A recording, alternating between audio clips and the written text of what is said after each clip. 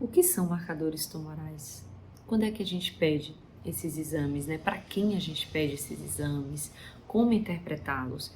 E quais são as principais pegadinhas que a gente tem que ficar atento? Meu nome é Estela Dourado, eu sou oncologista clínica e nesse vídeo a gente vai falar um pouquinho sobre esse assunto. Vamos lá?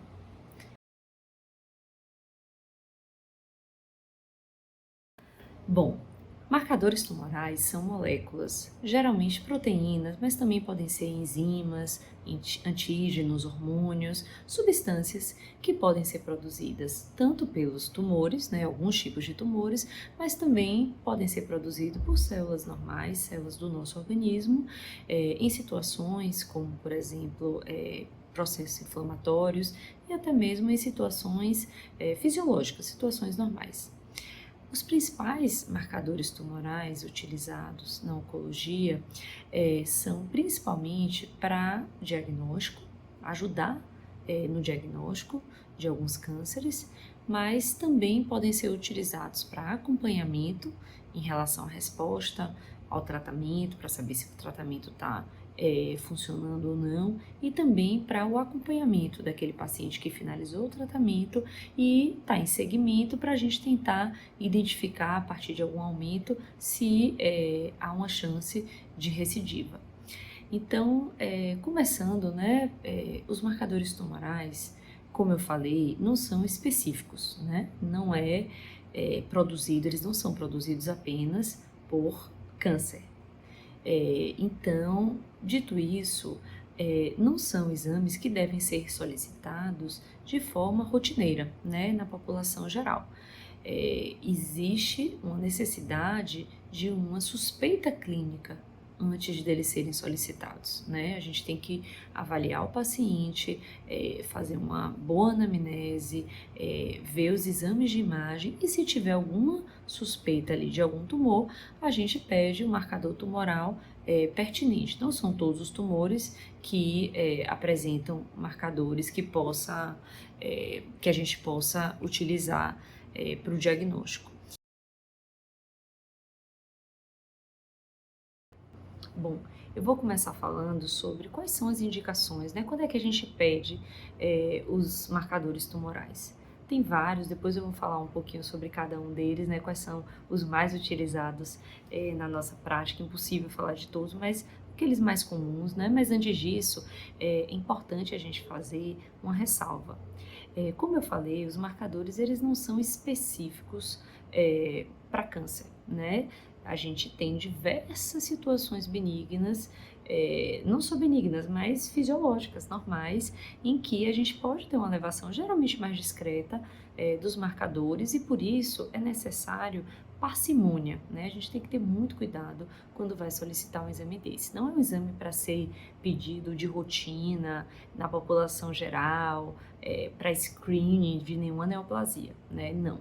Isso daí vai gerar muitas vezes um quadro de ansiedade, o paciente vai ficar ali desesperado, à toa, né? Vai gerar a solicitação de diversos exames, que não são exames baratos muitas vezes, e procedimentos invasivos, né? Com risco de complicações, como por exemplo uma biópsia. Então, assim, a gente tem que ter muito cuidado.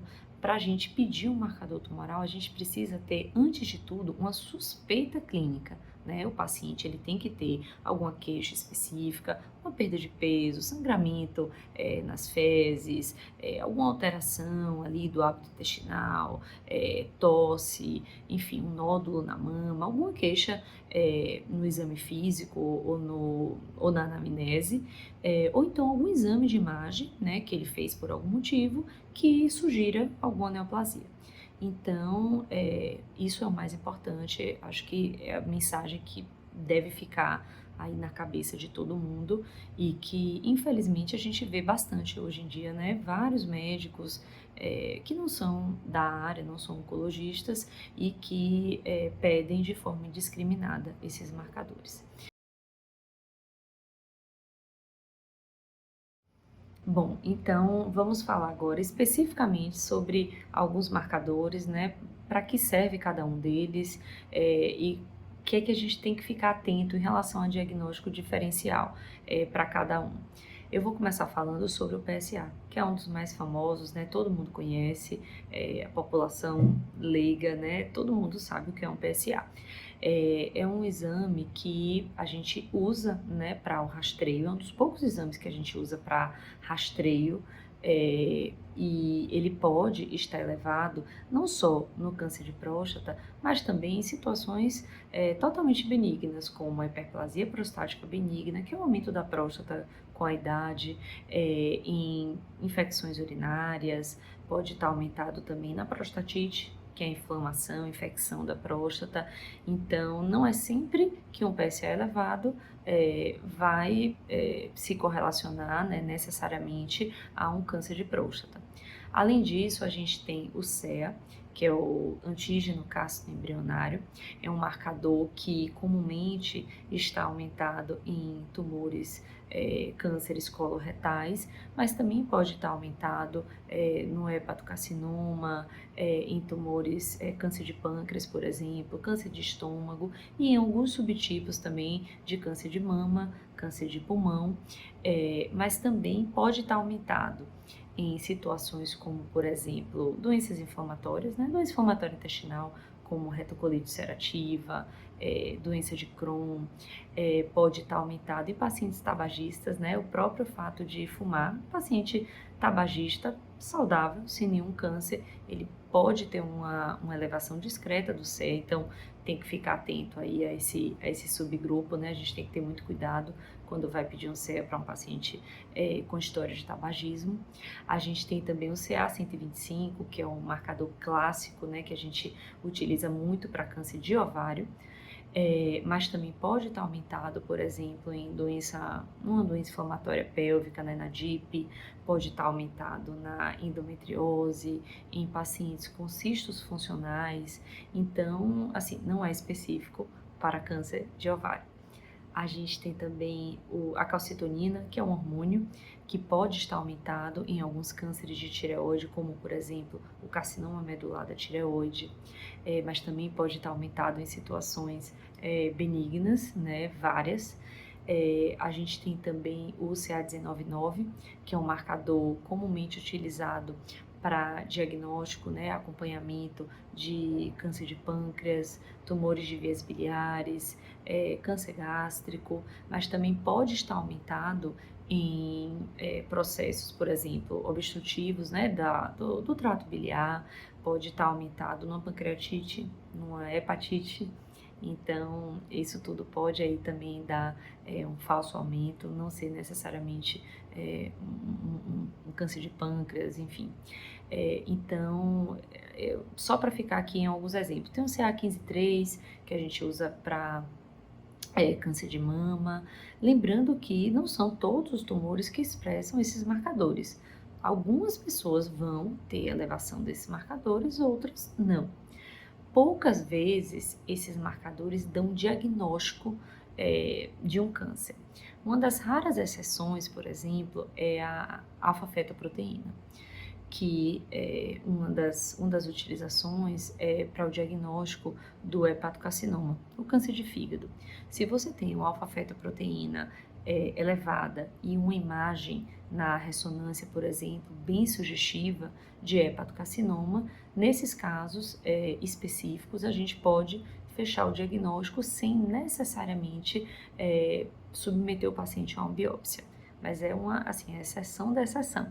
Quase sempre o marcador elevado vai aumentar muito a nossa suspeita de determinada neoplasia, mas além dos exames de imagem, a gente vai ter que fazer uma biópsia confirmatória.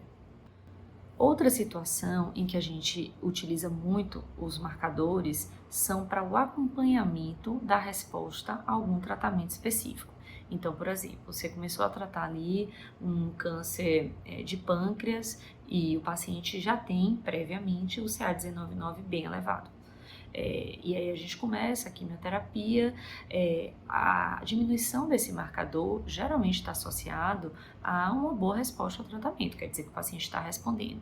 Já aquele marcador que fica estável ou começa a elevar, geralmente está associado a uma resistência, né, ao tratamento. O paciente não está respondendo ou até mesmo progredindo ali a despeito da quimioterapia ou da imunoterapia, enfim, é um importante parâmetro que a gente usa para poder seguir esses pacientes que estão tratando. E a outra aplicação é para o acompanhamento, né, para a detecção precoce de recidiva. Então, um paciente que tratou, se curou, por exemplo, de um câncer de colo, fez ali uma cirurgia, de repente pode ter feito uma quimioterapia adjuvante, ou um paciente com, por exemplo, um câncer de próstata, né, que tratou, fez uma radioterapia, uma cirurgia e está curado. E aí esse paciente vai entrar em acompanhamento. Se ele tiver previamente aquele marcador elevado, ele vai servir como parâmetro para a gente poder, durante um acompanhamento, tentar identificar alguma recidiva daquela doença. Muitas vezes, essa elevação do marcador, ela ocorre antes mesmo de a gente conseguir identificar nos exames de imagem o aparecimento de um tumor. Então, é uma coisa que a gente tem que ficar bem atento, né, que deve acender ali o pisca-alerta, mesmo que os exames de imagem estejam normais. Se o paciente começou a elevar o marcador, siga ele mais de perto, dê um intervalo menor para a próxima consulta. Óbvio que a gente não vai tratar isso isoladamente, né? Ninguém vai dizer que um paciente teve uma recidiva, pedir um tratamento só com esse dado, mas serve para a gente, ao invés de dar 6 meses, dar 3 meses, dar 1 mês, pedir para o paciente voltar mais precocemente e ser um pouco mais agressivo nesses exames. De repente, se você estava seguindo ele com uma tomografia, por exemplo, ressonância, pedir um PET, enfim, então serve para a gente ficar atento.